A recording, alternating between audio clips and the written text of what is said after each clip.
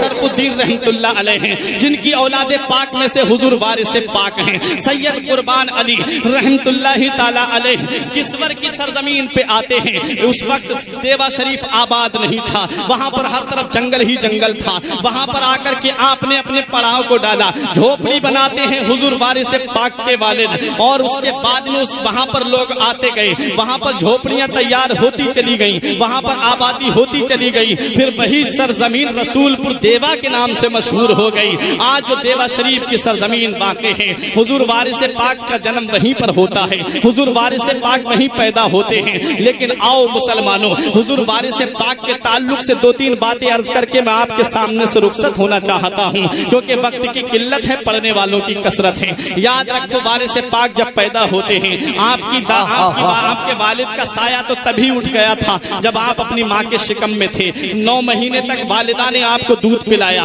9 مہینے کے بعد والدہ بھی رخصت ہو جاتی ہیں۔ آپ کی جو پرورش کی ہے، آپ کی جو کفالت کی ہے، وہ آپ کی دادی سیدہ راحت النساء نے کی ہے۔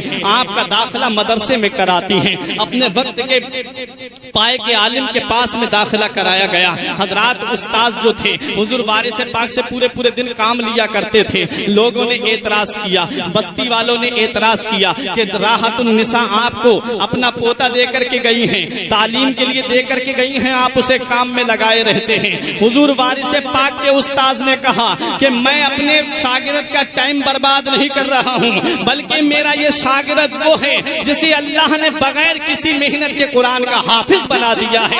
میرا شاگرد وہ ہے جو بغیر محنت کے قرآن کا حافظ ہے۔ لوگوں نے اعتراض کرنے والوں نے کہا ان کے استاذ کو نیچا دکھایا جائے گا، ان کے استاذ کا آج امتحان لیا جائے گا، آج دیکھا جائے گا کہ استاذ پڑھانے میں کیسا ہے۔ حضور وارث پاک کے امتحان کے لیے بڑے بڑے قرہ کو بلایا جاتا ہے، حضور وارث پاک کے امتحان کے لیے بڑے بڑے عالموں کو بلایا جاتا ہے، حضور وارث پاک کو بٹھانا جاتا ہے۔ استاذ بھی بیٹھے ہوئے ہیں، بڑے بڑے قاری بیٹھے ہوئے ہیں، بڑے بڑے علماء بیٹھے ہوئے ہیں۔ حضور وارث پاک سے ایک قاری نے کہا بیٹا ذرا ہمیں قرآن تو سناؤ، تمہارے استاذ نے اتنا بڑا دعویٰ کیا ہے کہ میرا شاگرد وہ ہے جو قرآن کو 7 لہجوں میں پڑھتا ہے، قرأت سبا کا پورا کورس میرے شاگرد کو آتا ہے، بیٹا ذرا سناؤ تو صحیح۔ حضور وارث پاک نے جب مصری لہجے میں قرآن کی تلاوت کرنا شروع کی، ایسا لگ رہا تھا ہوائیں رک کر کے تلاوت سن رہی ہوں، پرندے رک کر کے تلاوت سن رہے ہوں، دریا کا پانی رک کر کے تلاوت سن رہا ہوں۔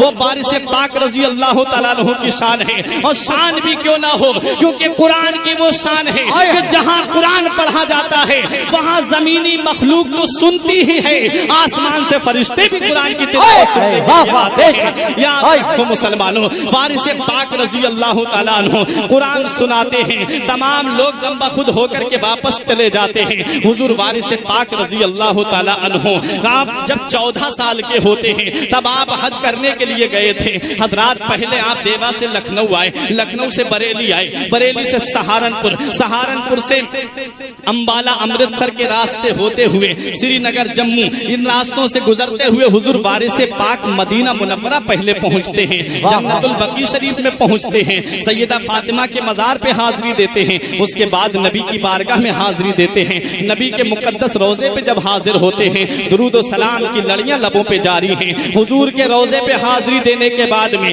جب آپ مکہ مکرمہ پہنچ رہے ہیں، مکہ مکرمہ جا رہے ہیں، علماء کرام بیٹھے ہوئے ہیں، بڑی ذمہ داری کے ساتھ بول رہا ہوں، وارث پاک کی شان ذرا ملاحظہ کیجئے۔ علماء کرام کی موجودگی میں کوئی آدمی 3 دن کے لیے احرام باندھتا ہے، کوئی حاجی 4 دن کے لیے احرام باندھتا ہے۔ حضرات گرامی قرآن میں ہے الحج اشہر معلومات، حج کے وہ چند دن ہیں جن دنوں میں حاجی احرام باندھتا ہے، لیکن احرام کی حالت میں بہت احتیاط برتنی پڑتی ہے حاجی کو۔ حاجی کے بارے میں یہ آیا ہے حج کی 3 قسمیں ہیں، ایک ہے حج افراد، ایک ہے حج تمتع، ایک ہے حج قران۔ حاجی گھر سے صرف حج کی نیت کر کے چلے تو اسے حج افراد کہتے ہیں، حاجی گھر سے صرف عمرے کی نیت کر کے چلے اسے حج تمتع کہتے ہیں، حاجی گھر سے حج اور عمرہ دونوں کی نیت کر کے چلے اسے حج قران کہتے ہیں۔ اور یہی افضل ہے، یہی مستحب ہے کہ گھر سے حج اور عمرہ دونوں کی نیت کر کے چلے، لیکن جب حاجی احرام باندھتا ہے، جب حاجی احرام کو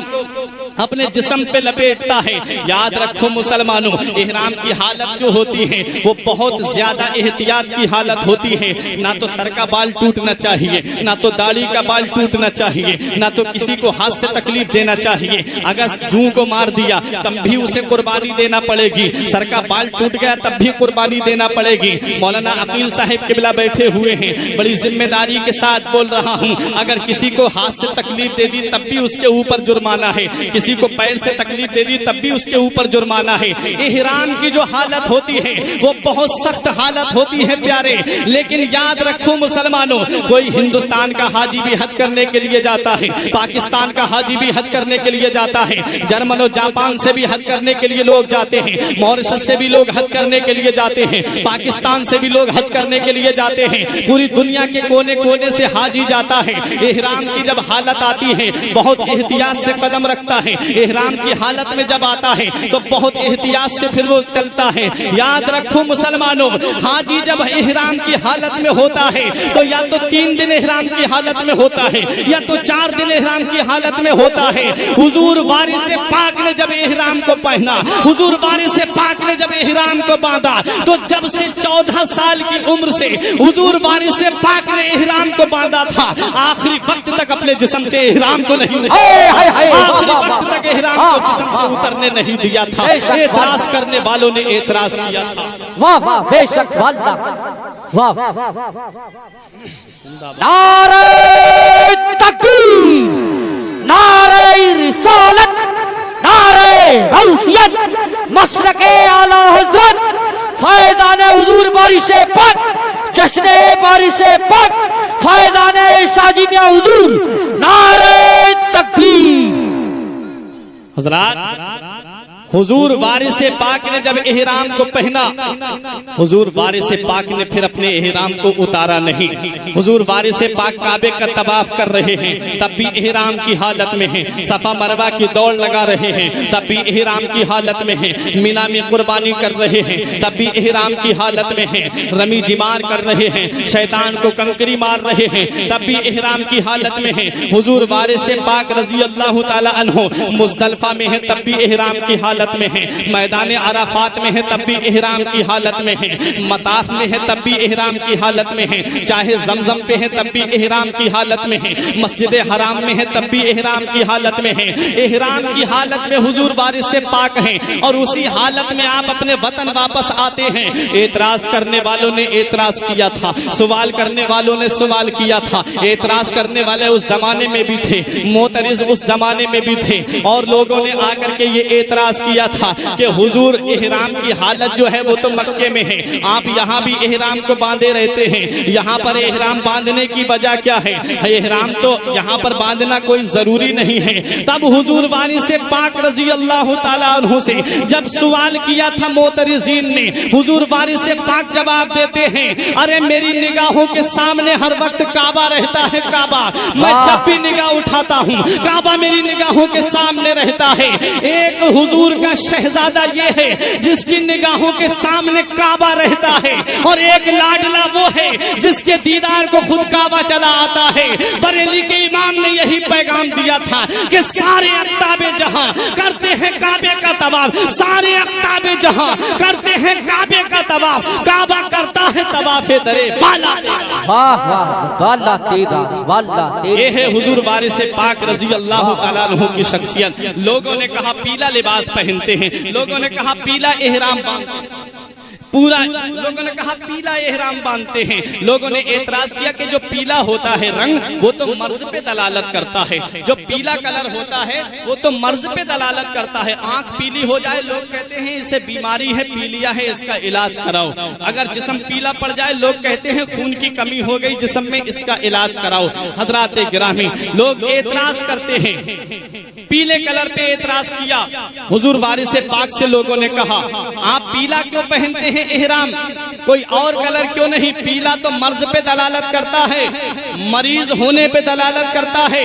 تب حضور وارث پاک فرماتے ہیں ہاں یہ حقیقت ہے کہ پیلا مریض ہونے پہ دلالت کرتا ہے، لیکن مریض دو طرح کے ہوتے ہیں، ایک تو وہ ہوتا ہے جو کسی دنیا دار کی محبت میں مریض ہوتا ہے، اور ایک وہ ہوتا ہے جو مدینے والے مصطفیٰ کی محبت میں مریض ہوتا ہے۔ وارث نے کسی دنیا دار کی محبت کا چراغ اپنے سینے میں روشن نہیں کیا ہے، وارث نے کسی دنیا دار کی محبت کا چراغ اپنے سینے میں نہیں جلایا ہے، وارث کے سینے میں جو چراغ جل رہا ہے وہ کسی اور کا نہیں ہے، مدینے والے مصطفیٰ کی محبت کا چراغ جل رہا ہے۔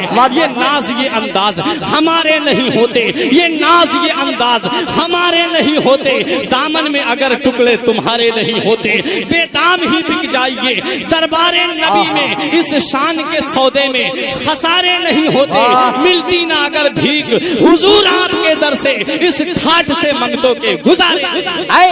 وارث پاک کی شخصیت ہے، یہ وارث پاک کا مقام ہے۔ ایک کرامت سن لیجئے، تقریر ختم۔ ایک غیر مسلم تھا جس کا راجپوت تھا، جس کا نام تھا کنچن سنگھ۔ کنچن سنگھ تھا راجپوت، حضور وارث پاک رضی اللہ تعالیٰ عنہ سے محبت کرتا تھا، لیکن حضور وارث پاک رضی اللہ تعالیٰ عنہ کے پاس میں آیا، چند دن کی اسے چھٹی ملی تھی۔ حضور وارث پاک رضی اللہ تعالیٰ عنہ کے پاس میں جب آیا، حضور وارث پاک ہی نے اسے اپنے پاس میں روک لیا۔ غیر مسلم تھا، جانا تو اسے بدری میں تھا، لیکن حضور وارث پاک ہی کے یہاں پر اس کے دن پورے ہو گئے۔ حضرات، حضور وارث پاک رضی اللہ تعالیٰ عنہ نے جب اس کو اپنے پاس میں روک لیا، وہ جب بولا میں مجھے تو بدری جانا تھا حضور، لیکن آپ کی محبت میں رک گیا۔